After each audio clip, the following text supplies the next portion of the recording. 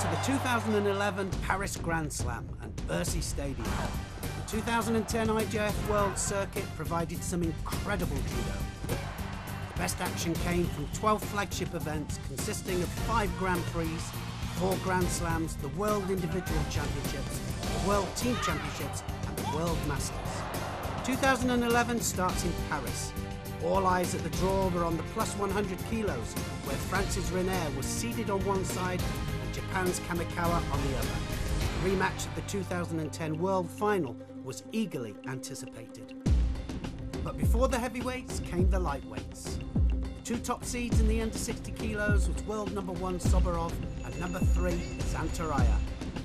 The last time they met was in the World Championship final when Soborov beat Zantaraya by Ippon. Would they meet again in the final here in Paris? So Soborov then, already a Yuko up and very, very dominant in this match. Sodi Kamigoshi! Oh, brilliant stuff. Ippon. So Soborov then, there's the Sodi again. Snatches that arm off. There's a one-handed Sodi. Oh, beautiful stuff. Off the same side. So Soborov, in a class of his own in this category now, widening the gap all the time. He's got to watch out here. Kabinashvili, also a big thrower. He's got to watch that Yoko Satemi. But Soborov has his grip. Ah, there's the Sodi there, and the Georgian takes him over. Wazari scored. And I said that he had to be careful. Brilliant stuff there from the Georgian, and he takes him over the wrong way, but gets a Wazari. So Soborov then, not very often in this position, he's got to come from behind. And this is what sorts the champions out. Left against right, looking for the sleeve, both of them. Now what's going to happen? Soborov. Oh, it's massive, and a massive Uranagi there. He latches onto the leg, comes from a Wazari back, and I said this is what makes champions. It was brilliant stuff. Look at the lift. There it is, a double stab at it, and he just buries the Georgian. Zantaraya then can come from anywhere. And left and right, and he can pick up, and he can score from any angle. Pushing forward all the time. Look at that! Oh, it's massive! Well, what was that? That was brilliant stuff. Zantaraya on great form, pushing forward all the time, looking for around the waist, now looking for the Teguruma, and it's Ippon, and he's through to the semis. So can Zantaraya then get through to fight Soborov? Now he's got to be a little bit careful here. Doesn't like groundwork. Now, is it a shimiwaza? Davichan, he's got the shimiwaza on. Zantaraya's trying to stand up. And it's on and he's out. Zantaraya's out and it's not going to happen. So Davichan has upset the odds. And Zantaraya was a little bit too casual down there and he paid the price. So Davichan goes through to fight Soborov in the final. So Soborov, Davichan, and Soborov wants to win this so badly, hasn't won it. It's one of the big ones that he hasn't won. Big Ouchi there from Soborov. Driving Ouchi, and Davichan does well to avoid it. So Soborov, second last year, wants to go one further. And now, oh, and he's gone one further. Massive Hizuguruma, and he absolutely buries Davichan. And he wins the one that he wanted to win so badly. World champion, world number 1, and now the winner in Paris. That was huge. It was a Sasai, actually. Blocked it. Look at the control of the arm, the lift, and he just buries him onto his back to win the title. Soborov, world number 1. Who can beat him? It was my dream to win this tournament. Now my dream has come true, and I won the gold medal. I want to thank my coach very much, who has helped me a lot. crashing out early in the Baku World Masters 3 weeks ago, the reigning world champion Morishita from Japan got back to form in Paris. He produced some great moments in the preliminaries. In his third contest, Mongolia's Sanjay, the world number 7, caught Morishita for Wazari. But 1 minute later, Morishita ended the fight, throwing Sanjay for Ippon. In the final, a Wazari against Armenia's Nazarian was enough to win Morishita the gold medal. It moved the Japanese fighter up an impressive 5 places in the under 66 kilos IJF rankings from 8th to 3rd. Japan took an unexpected gold medal in the under 73 kilos. Nakaya, the world number 18, won 4 of his 5 contests by Ippon. A strangle was followed by him beating home favourite Darbelay of France.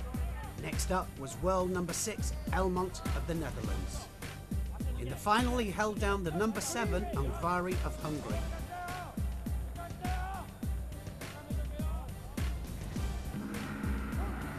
Nakaya also made a big jump in the rankings, going from 18th to 8th. The only male world number 1 not to compete in Baku was Korea's Kim, the 2010 world champion in the under 81 kilos category. In Paris, a wonderful drop Seoinage started his campaign. In his semi-final, a Yuko was enough to beat Francis Smit. Up against Elmont of the Netherlands, the 2005 world champion, Kim thought that he'd won the final with 20 seconds to go.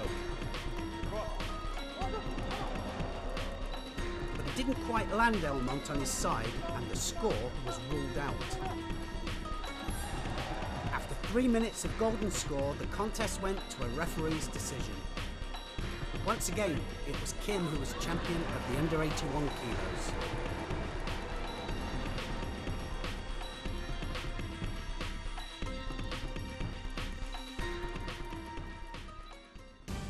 In the lightest female category of under 48 kilos, Asami, Japan's world number 2, came up with an inspired piece of Ashiwaza in the preliminaries, before sealing the final in just 1 minute when she pinned Hungary's Cernoviski for Ippon.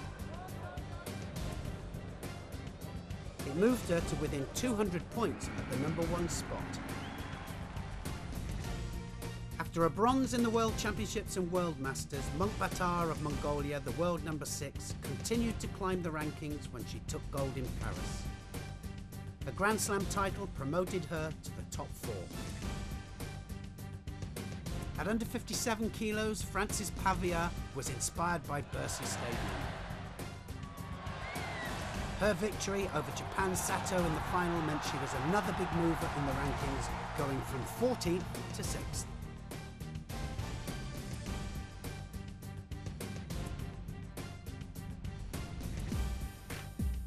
Last year, the under 63 kilos was dominated by Japan's Ueno. But Francis Aman overcame Ueno in Baku 3 weeks ago.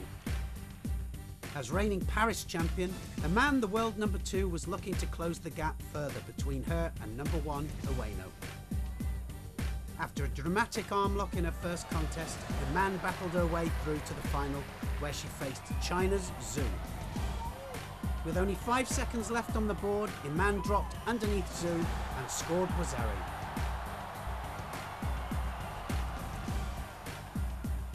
It was enough to take the gold medal and win Iman her 3rd Paris title.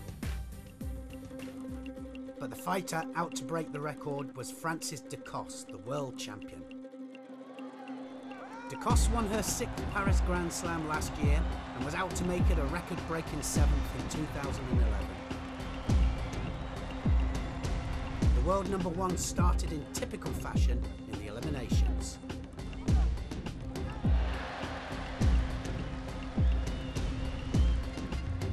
In the semi-final, Bosch of the Netherlands pulled out through injury, and it was left to Germanist Thiel to stop the record being broken. So this is the big one, under 70 kilos, and Lucy Decos. She is the favourite here for sure. Thiel, though, will want to spoil the party.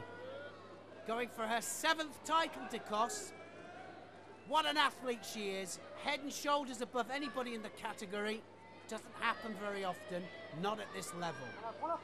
So Lucy DeCos, looking for the sleeve. She has unbelievable pull. And there's the Ouchi! Oh! That was fantastic stuff. Lucy DeCos wins her 7th title, and she just buried Teal. I was just about to say that she has incredible pull with the sleeve, and the drive from that lapel hand finishes it off. The Ouchi, she hops it over the support leg, and she will be back here in 7 months to win her 3rd world title.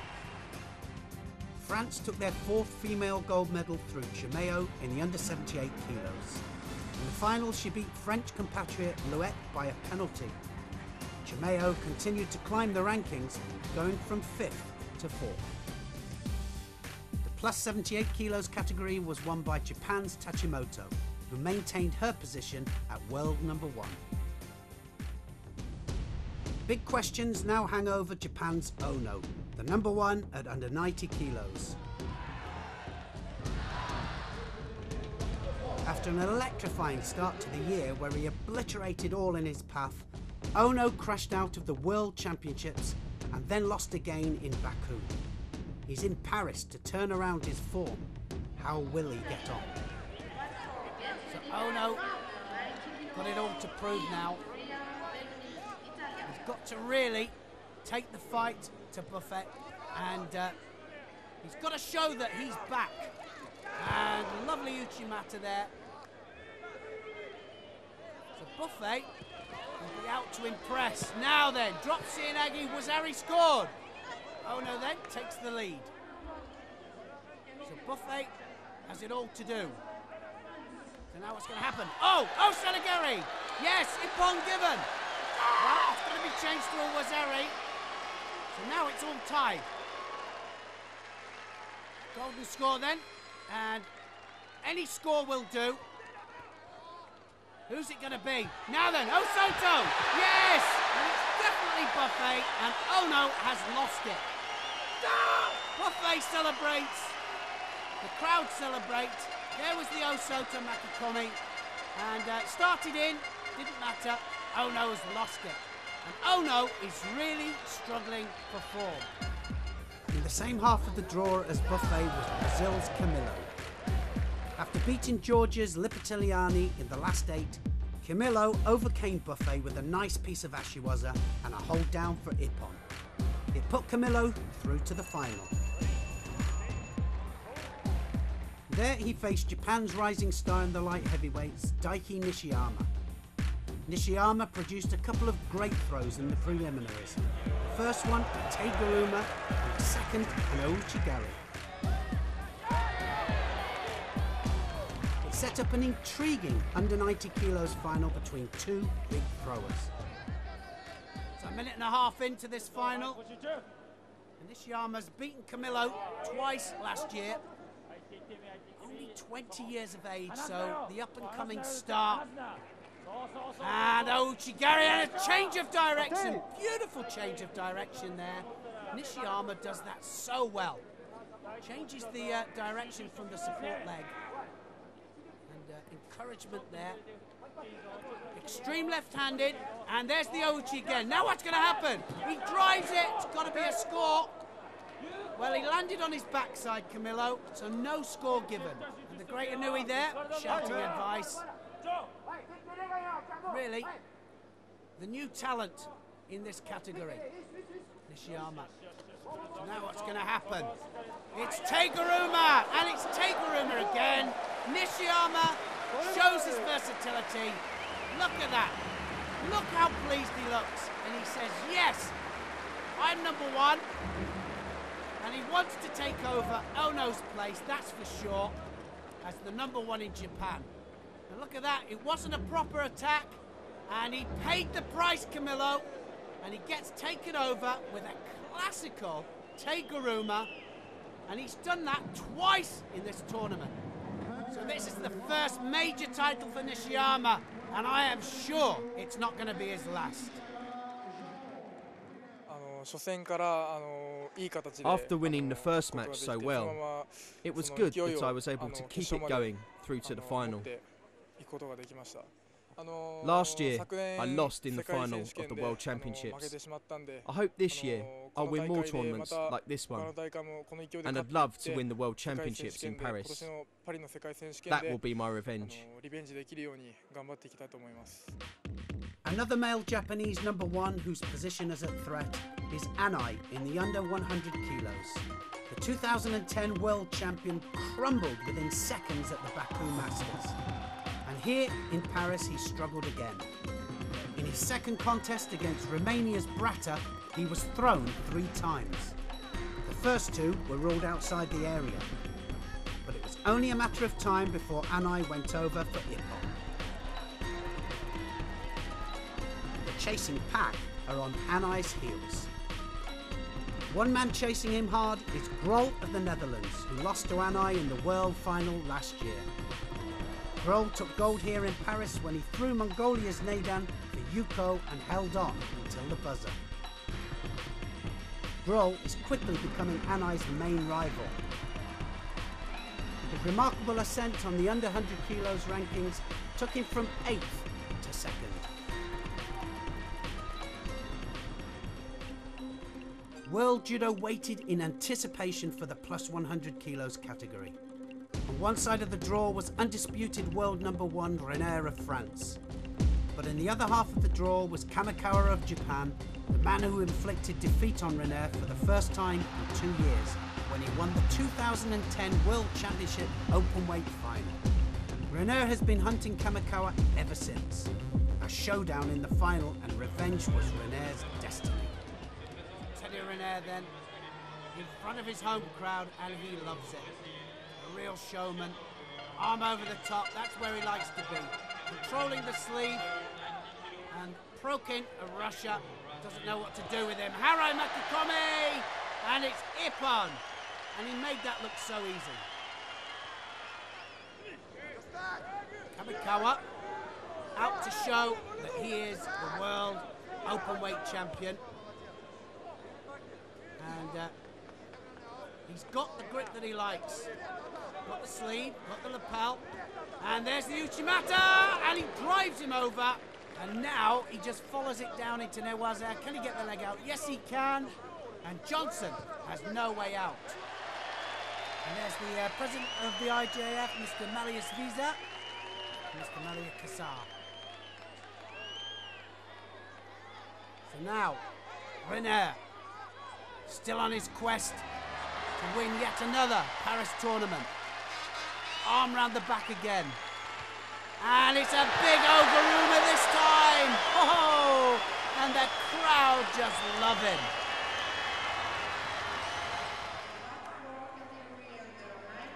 Kamikawa looking to impress. Needs the consistency, that's for sure.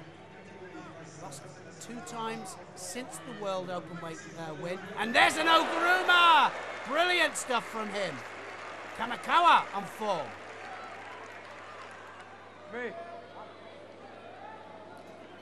René. Ippon every match so far. Just looking so dominant. Looking to get that arm over the top. He catches the sleeve, throws that bomb right the way over to control the head. And they just can't stop it. So Bryson, well, he's got him round the waist. Now what's going to happen? Oh, Kosoto! And he puts René on his backside. And it's no score. And René breathes again. Look at that. Tries for the Uranagi. And then tries for the Kosoto. And he almost scored. So René has got to be a little bit careful. So now René has him round the head again. And he's got the sleeve. And he's looking for the Osoto Kosoto. And now what's going to happen? He's got the arm. And is it going to be offside Komi? It is. Offside Komi called. And he controlled that arm all the way over. So a nice bit of transition there from René. And he showed how versatile he is.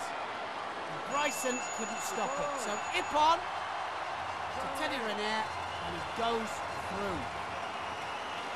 So So superb stuff from him. Doesn't just rely on the throw. There was the Osoto. There's the Kosoto. And he's got the arm. And he just puts the pressure on the arm, changes his direction, and forces Bryson onto his back. So Teddy Riner goes through to the final. So Riner watching Kamikawa. He wants him to go through to the final. He wants his revenge. Kamikawa, well, he's lost to Kim already. That was one of his losses since the world win. And oh, what an Oguruma that was. Yuko scored, complete overthrow. Kamikawa, beautiful technique, readjusts his balance, and it's a total overthrow. Classical stuff, classical Oguruma. And Riner's looking on, and look at the determination in his face. He wants Kamikawa in that final. So what's it going to be? The second's ticking away, and he's done enough. We're going to see a repeat of that world final. And it's the one that everybody wants to see. The final of the plus 100 kilos. Kamikawa looks terrified. Surely there is no other sport that can create this level of intimidation for an individual athlete. Mercy is full. 13,000 people have been waiting for this moment all weekend. And Riner has been waiting for this moment for 4 months. He has a picture of Kamikawa beating him at the Worlds on his wall for motivation. Will Riner get his revenge on Kamikawa? Well, Riner really fired up for this. He wants his revenge, and Kamikawa definitely looks for it.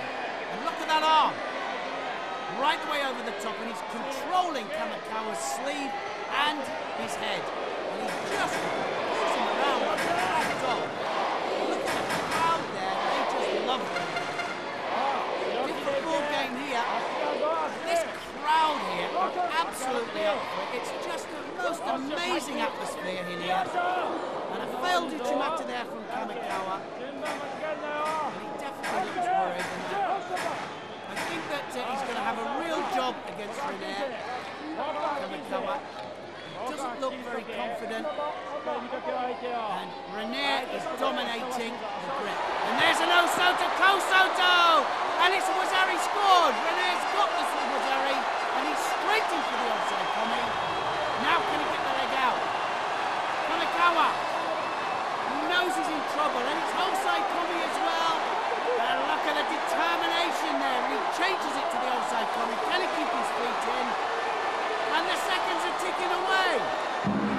And it's Wazari, a Wazetti upon, and Riner has done it.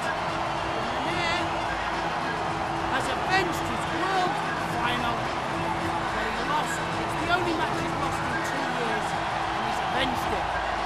Teddy Riner then shows Grand Slam Paris 2011 catégorie plus de 100 kilos, Teddy Riner, France. Winner catégorie over 100 kilos. He's going to break all the records, that's for sure. He's only 21 years of age. There's the takedown.